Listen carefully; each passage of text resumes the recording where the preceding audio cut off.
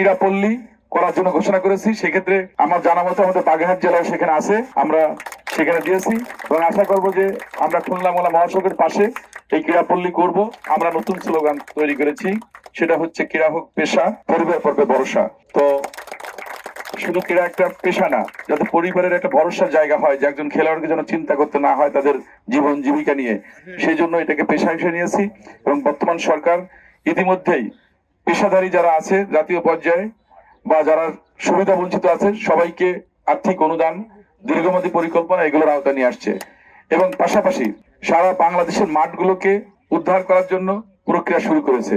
ইতিমধ্যেই আমরা প্রাথমিক পর্যায়ে 10টা জেলাকে আমরা ক্রীড়া কমপ্লেক্স অর্থাৎ ক্রীড়া স্পোর্টস ভিলেজ, স্পোর্টস ভিলেজ অর্থাৎ ক্রীড়াপল্লী করার জন্য ঘোষণা করেছি। সেক্ষেত্রে আমার জানা মতো আমাদের বাগেরহাট জেলায় সেখানে আছে, আমরা সেখানে দিয়েছি এবং আশা করব যে আমরা খুলনা মোলা মহাসড়কের পাশে এই ক্রীড়াপল্লী করব এবং আমাদের সন্তানরা যারা প্রতিভাবান আছে, যারা ক্রীড়া ক্ষেত্রে বিভিন্ন সেক্টরে কাজ করছে, তারা যেন তাদের মেধা বিকাশ করতে পারে এবং জাতীয় ক্রীড়া শিক্ষা প্রতিষ্ঠানের আলোকেই এইগুলো পরিচালিত হবে। এখানে সকল ধরনের ক্রীড়া থাকবে, সেখানে হাডুডু, ফুটবল, ভলিবল, ক্রিকেট বা অ্যাথলেট সহ সাঁতার সবকিছুতে এটা কিন্তু একটা কমপ্লিট জোন থাকবে, যেটা নাম দিয়ে হচ্ছে ক্রীড়াপল্লী।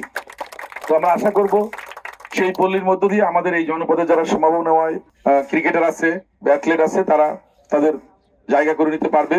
আজকে আমি অত্যন্ত আনন্দিত, আমাদের উপজেলা নির্বাহী অফিসার মহোদয় বাংলাদেশের ভিতর চ্যাম্পিয়ন হয়েছে লং জাম্প অর্থাৎ লম্বা লাফ প্রতিযোগিতায়। কাব্য রয় নামে একটা ছেলে, তার সঙ্গে আমি পরিচিত হলাম, তাকে পুরস্কৃত করলাম।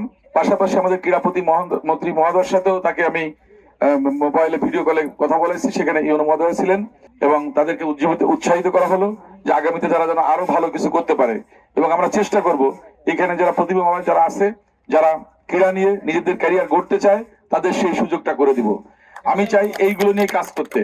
আমার উদ্দেশ্য একটাই, যেন আমাদের সন্তানরা সবাই সুস্থ দেহ নিয়ে এবং মেধা নিয়ে তারা যেন জাতীয় পর্যায়ে আমাদের প্রতিনিধিত্ব করতে পারে, আন্তর্জাতিক পর্যায়ে যেন তারা আমাদের প্রতিনিধিত্ব করতে পারে এবং জায়গা করে নিতে পারে, সেই ধরনের পরিবেশ আমরা করতে চাই।